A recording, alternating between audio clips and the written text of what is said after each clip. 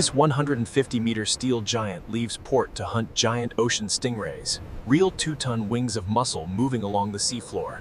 Every coil, net, and shackle is scaled so a 2-ton giant ocean stingray cannot simply shrug off the gear and glide away. These baits will settle along sand and rock seams, where giant ocean stingrays feed on buried life in slow, powerful passes. These cranes will lift trawl codons and long lines loaded with giant ocean stingrays clear of the sea and over the rail. Once land falls away, only steel, cable, and judgment stand between these men and the lift of a 2-ton giant ocean stingray. This net is tuned to roll along the bottom, brushing sand and silt, where giant ocean stingrays lie buried in ambush. When these boards spread, they'll hold open a mouth of mesh wide enough for a giant ocean stingray to glide inside. As the last coils leave steel, the net begins its long, blind run along the seafloor, searching for wings in the dark. They steer the net along channels where sand ripples and bait schools overlap, prime feeding ground for giant ocean stingrays. While the net crawls along the bottom miles behind, men on deck wait, wondering what its mouth is gathering in the dark. Along the seafloor, fabric and steel redraw the landscape, herding smaller life ahead of a mesh wall that won't slow down. Most rays simply move aside, fading into open space before mesh can catch up with their lazy, practiced rises. They steer closer to a natural drop-off, where bait and current combine into the feeding lanes of giant ocean stingrays. The trench rim holds its breath, a wide threshold where anything heavy moving along the bottom will be forced to choose a direction. Then the sand itself lifts, revealing a giant ocean stingray, scaled to 2 tons but still perfectly true to its kind. It has no reason yet to hurry. 30 feet of wing and tail have long made other threats feel small. They have not relied only on net. A baited bottom line waits along the rim where rays feed between trawl passes. One careless dip turns feeding into capture, tying the giant ocean stingray's weight directly into the bottom line. Up here, the first sign is a buoy that stops dancing with the waves and starts dragging them sideways. The line's voice drops into a heavier note, telling them something broad and stubborn has taken hold down on the sand. At first it tries to swim as usual, using its wings as shovels to plow forward and drag the problem behind it. Contact, bearing 290, depth holding at 800 meters. On the aft, they need bread. A single giant ocean stingray cannot drag the vessel where it wants, but it can make the hull feel stubborn resistance. Before they add force, they tie themselves in, making the argument between ray and metal, not ray and loose feet. Feeling no give, the giant ocean stingray changes tactics, turning its body to spread the force across more surface. The drum must steal centimeters at a time, converting the ray's push along the sand into an upward climb it never asked for. Once it lifts clear of the bottom, its usual escape, simply lying flat, is gone, replaced by open water underneath. The surface patch above it grows restless, water roped into odd patterns by a broad body, resisting the climb. Stingray lift harness! To bring such a wide animal aboard intact, they must shift from simple hauling to careful, guided lifting. Light sharpens its outline, revealing a real ray made enormous, not a monster invented for stories. When its wings touch air, gallons of water follow, showing just how much mass each beat is moving. They build a padded route, planning exactly where the ray's broad back will meet steel, not leaving it to chance.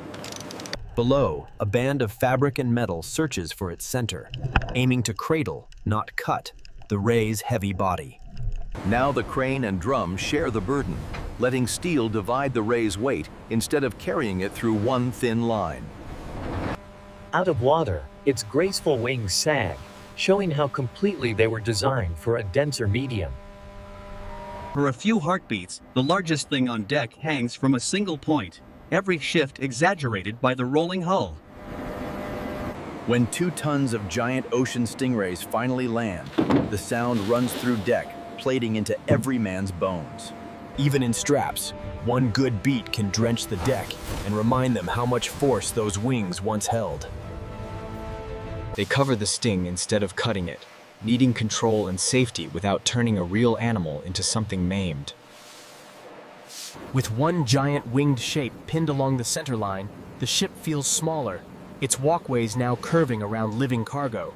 The net reaches the old resting place too late, dragging only ghost impressions of where the giant once lay buried. Another giant ocean stingray chooses a different fate. Riding calm in front of a mouth of mesh it fails to evade.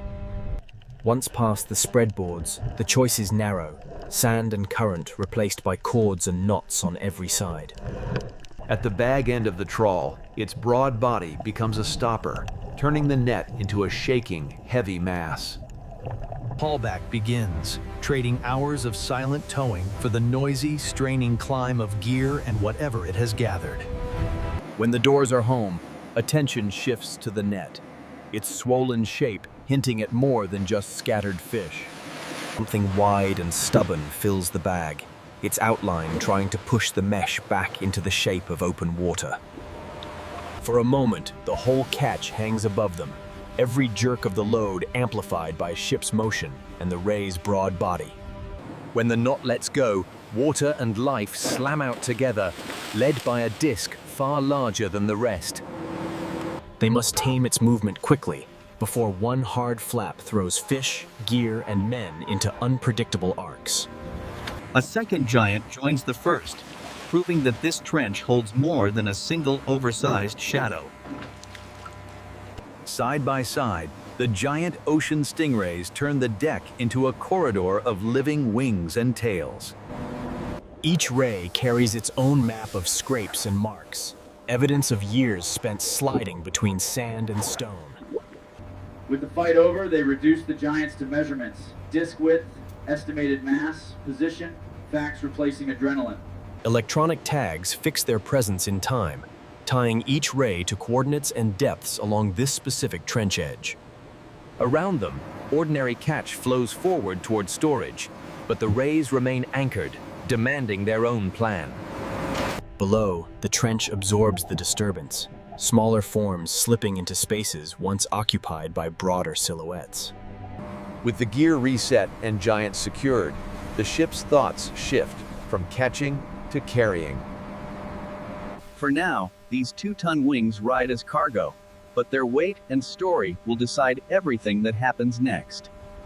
Now 4 tons of giant ocean stingrays ride this 150-meter deck, their power reduced to straps, bolts and disciplined watch. Before anyone thinks of home, they test every strap again, knowing a loose giant ocean stingray could turn the deck into chaos. So long as the needles stay in the safe band, the giant ocean stingrays remain cargo, not threats, even when steel groans.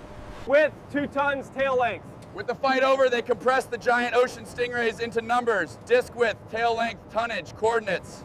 Its eyes understand light through water and shadow on sand, not cranes and men moving over painted steel. They keep water on the giant ocean stingrays and slack out of the webbing, balancing comfort with control on shifting steel. A precise touch of chemistry eases reflex and panic, leaving each giant ocean stingray heavy and predictable under straps. Soon the giants move only in small ripples, their wing beats replaced by slow breathing and occasional shifts in weight. From above, the giant ocean stingrays look like wide, pale wings pinned to a runway of steel. Even the draft marks speak of the giant ocean stingrays, showing how far their combined weight sinks the hull into the water. As night closes in, their routine tightens. The giant ocean stingrays may be sedated, but the sea never sleeps. Below, only the absence of 2 large shadows marks the trench, while their outlines now ride inverted against the hull. They note each peak and lull, leaving no sudden shift in the giant ocean stingray's weight unrecorded.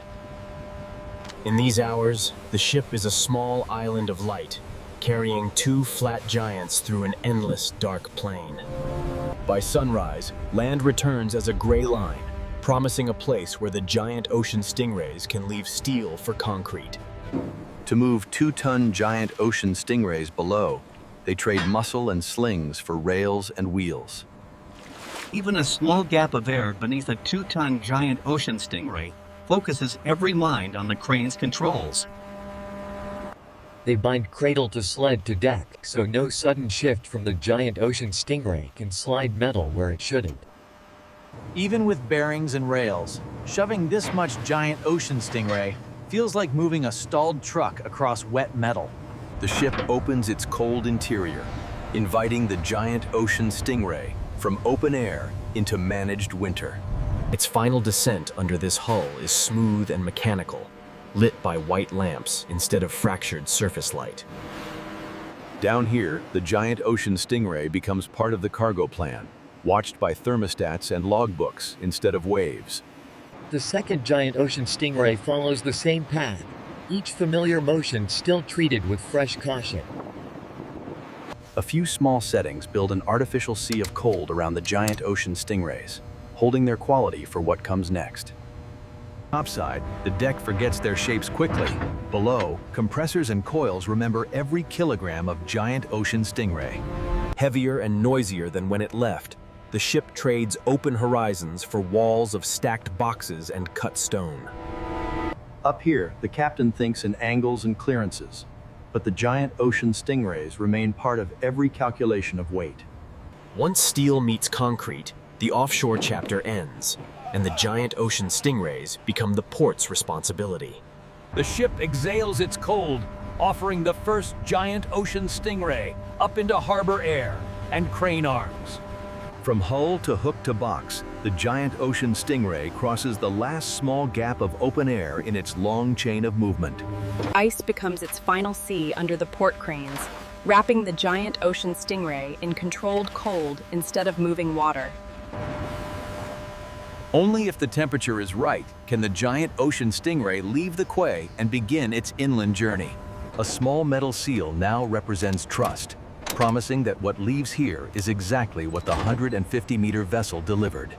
From waves to wheels, the giant ocean stingrays now ride according to timetables and traffic instead of tides. At this hub, data and discipline matter as much as tonnage. Only clean logs keep the giant ocean stingrays moving forward. Here, the giant ocean stingrays are reduced to coated portions, their long shapes broken into manageable, numbered units. A small subset is reserved for kitchens that care where and how the giant ocean stingrays once moved. From this yard, the giant ocean stingray's path narrows again, from warehouses and port cranes to one specific kitchen's door. The canyon reaches the city not through spectacle, but through reversing alarms and the squeak of cold wheels on concrete. Before they cook, they build their own small sea of cold, ensuring the giant ocean stingray's chain remains unbroken. In his hands, the giant ocean stingray is no longer a flat shadow on sand, but a question of texture and flavor. Their challenge is to honor the giant ocean stingray's scale without turning it into a gimmick on the plate. Here, grams replace tons. Each trimmed slice still traces back to a disc that once spanned meters across the seafloor. Seconds and heat now do what winches and cranes once did, transforming the giant ocean stingray into something that can be handled with fingertips. On porcelain, the giant ocean stingray becomes suggestion more than spectacle, its bulk translated into a few careful lines. A simple card tries to restore scale, reminding diners that these neat portions come from bodies heavier than many cars.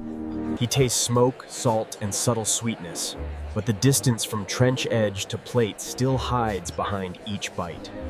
Outside, cranes continue their climb and fall, and the vessel that found the giant ocean stingrays waits calmly for its next chance. In his notes, the giant ocean stingray becomes a balance of flavor, cost, and story, ready to be weighed against future menus. For the few who pause, a single blurred image hints at the real scale of those wings compared to the hull that lifted them. By closing time, the city has absorbed its share of the giant ocean stingrays. Only paperwork and faint salt recall them here. While diners head home, the crew returns to habits that ignore plates, restoring order to steel scarred by giant ocean stingray weight. They read damage in rope like entries in a log. Each rough spot a message left by a giant ocean stingray's stubborn pull. Fresh paint seals in the memory of straining steel, readying the hardware for the next time something broad fights back. The ship's electronic eyes and ears shut down, their last memories of giant ocean stingrays stored in files and backup drives.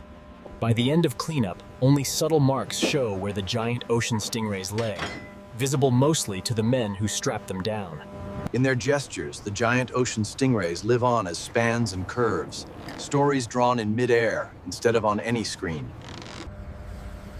The last water leaving the deck tonight carries only soap and salt, not strain, and the hull sits red. From trench edge to steel deck, from cold rooms to quiet plates, and back out toward the